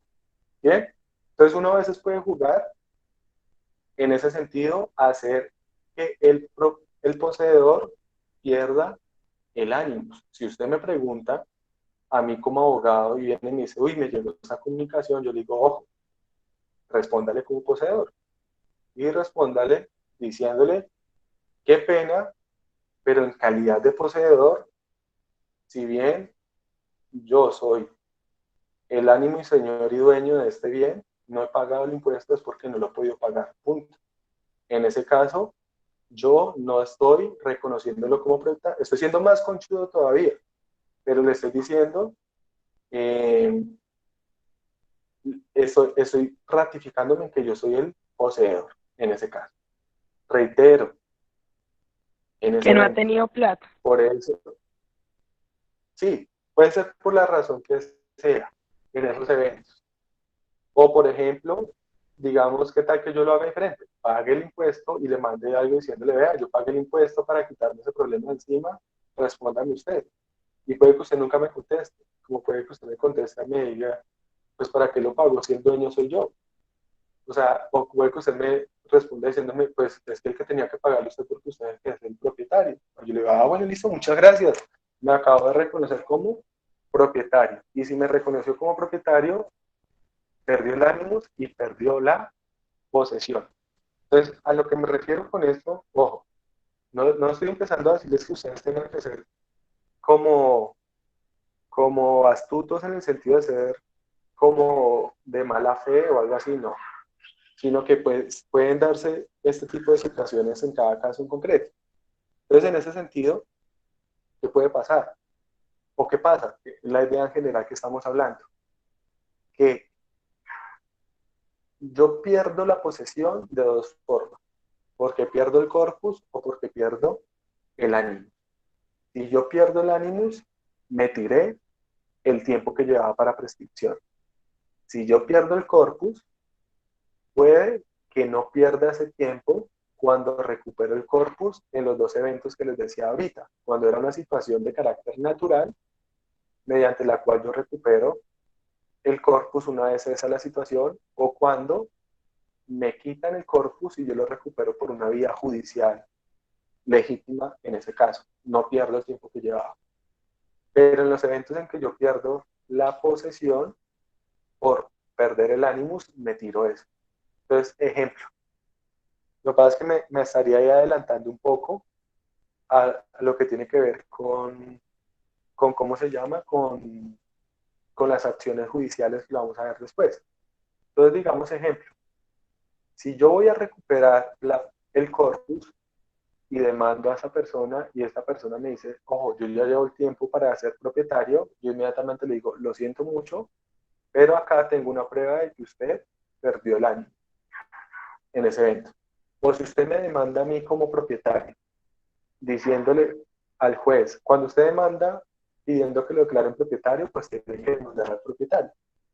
Y diciendo que lo declaren propietario porque adquirió por prescripción adquisitiva, yo voy y le digo al juez, qué pena, señor juez, pero este señor no cumple los requisitos. ¿Por qué? Porque me está reconociendo como dueño y acá tengo la prueba. Y ahí la hago perder el proceso en ese evento. Hay casos en los que eso no pasa, porque son casos en los que de pronto el propietario no está interesado en recuperar la propiedad, como los eventos de los municipios donde hace 40 años el propietario de un bien le vendió a otra persona, no perfeccionaron la tradición porque nunca registraron y ese propietario es consciente que él vendió el bien. Y ahí él no se opone a la prescripción adquisitiva, pero hay casos en los que de pronto la persona sí se opone en esos eventos o en esos casos. ¿Estamos claros hasta ahí? ¿O no? ¿O Sí, no señor. Sí, señor. Sí, señor, profe. Bien. Listo, perfecto. Ok, y pues todo lo que hemos venido hablando hasta el momento confluye en algo que se llama la usucapión o prescripción adquisitiva de dominio. En ese sentido, ¿qué significa qué? Que volvemos al primer punto que hablamos antes de hablar de todo el poseedor, que cuando yo soy poseedor, puedo adquirir la propiedad por algo que se llama usucapión o prescripción adquisitiva. ¿Y eso qué significa? Adquirir la propiedad de un bien ajeno por haberlo poseído el tiempo que me establece la ley. Entonces, en ese evento, la posesión radica o significa que yo adquiero la propiedad como tal por el tiempo de haber sido poseedor cierto tiempo. ¿Y qué significa poseedor? Pues tener algo que no es mío, algo que es totalmente ajeno en ese evento. Y ahí, pues, eso es lo que conocemos como prescripción adquisitiva de dominio, en ese caso. Ahí ya sí entramos a mirar lo de los tiempos. ¿Cuánto tiempo se requiere para adquirir la prescripción en cada caso en concreto? Entonces, en ese caso, ¿qué tiempo tenemos? Perdón. Alcanzamos a ver el tema para dejarlo concluido. En ese evento, la prescripción adquisitiva de dominio, como lo hablamos hace rato, es un modo de adquirir el dominio que consiste en que yo paso a ser propietario de un bien por haberlo poseído cierta cantidad de tiempo. Y la prescripción se divide en dos clases de prescripción, en lo que se conoce como la prescripción ordinaria y lo que se conoce como la prescripción extraordinaria. Entonces, tenemos dos clases. Profe, qué pena, ¿puede repetir? Es que se le había acabado. Ordinaria. Ok, les decía, la prescripción, perdón, voy a decir algo que no dije ahorita. La prescripción, hay dos clases de prescripción. La prescripción adquisitiva de dominio, que se llama usucapión, y la prescripción extintiva. La prescripción extintiva es que con el paso del tiempo yo pierdo un derecho.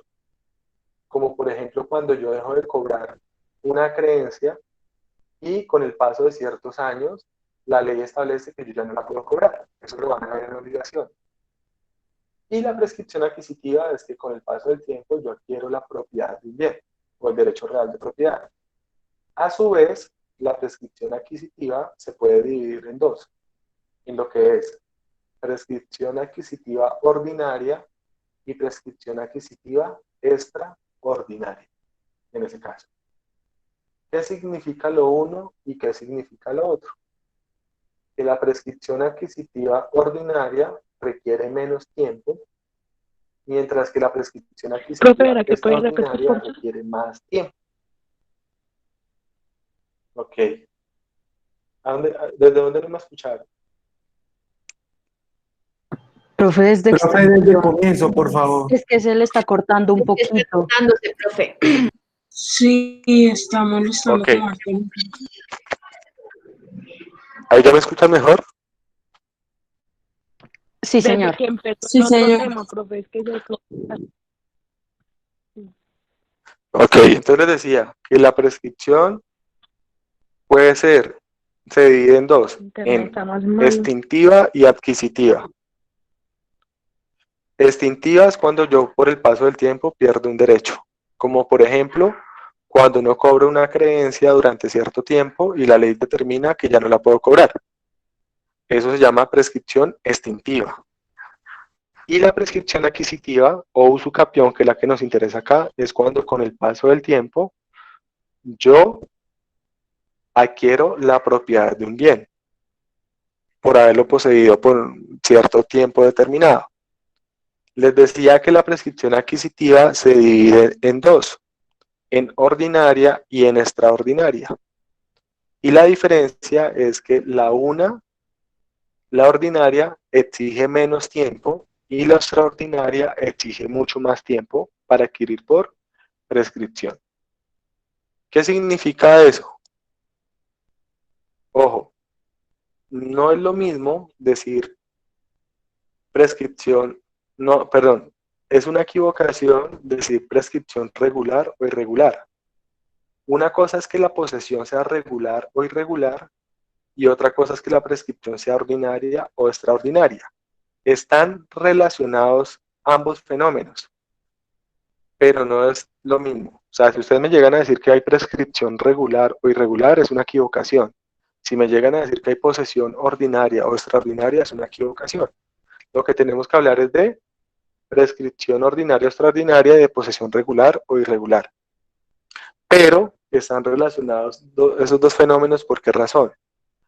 Porque para que yo pueda adquirir por prescripción ordinaria, necesito ser poseedor regular.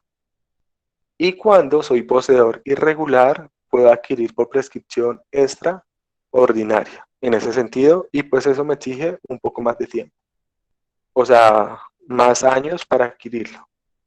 ¿Soy claro hasta ahí? Profe, ¿puede repetir lo último? Qué pena, es que no me entendí muy bien. Profe, Lo que, Lo del tiempo, profe. Profe, yo lo de la extinción, la extintiva. ¿Qué pasa? ¿Pero es que no me están escuchando absolutamente nada o qué? No, lo que es pasa es que a que rato se se corta, entrecorta. Es como el internet, Ok. profe, que está molestando. Entonces, Como simplemente No, para que no, concluyamos ahí, ojo, profe, lo que les pasa recuerdo, sí, usted, pero entonces, no, lo de la extintiva se me cortó perdón, ahí y no alcancé a escuchar el, el que en la teoría. el micrófono.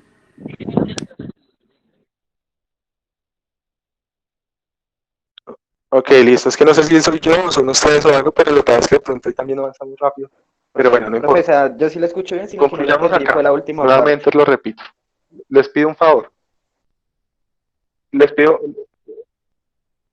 no, ok, tranquilo, no se preocupe, pero les pido un favor y ese favor es un favor casi obligatorio.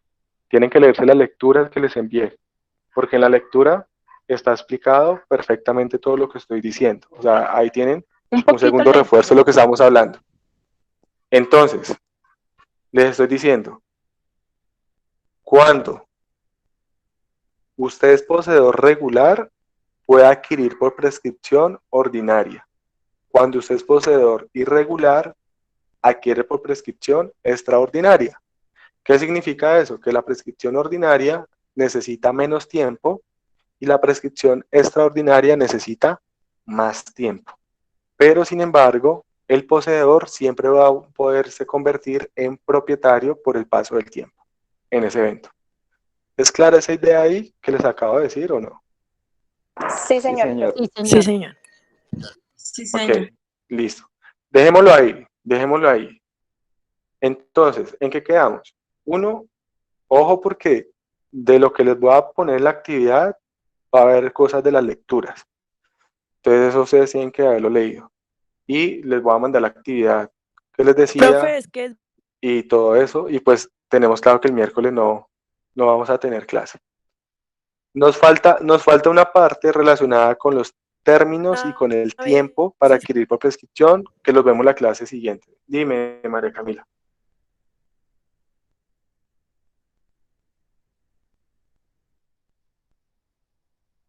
María Camila.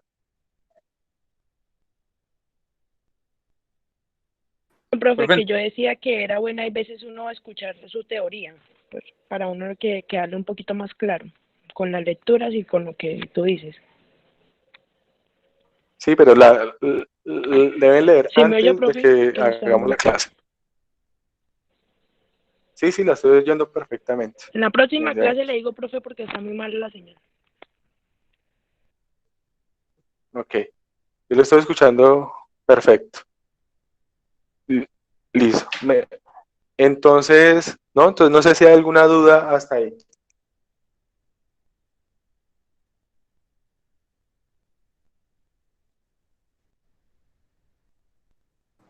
No, profe, no tenemos dudas. No, ninguna. Sí, profe, Listo. perfecto. Entonces, si no hay ninguna duda, pues ya quedamos ahí claros. ¿Listo?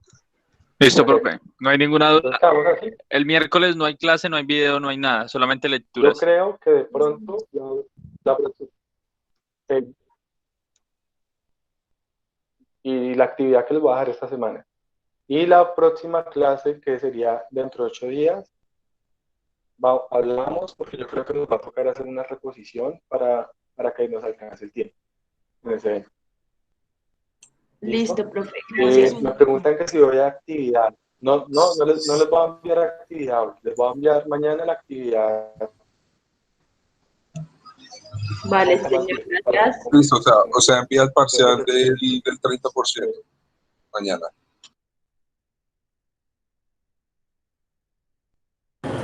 Profe. Sí, sí, señor.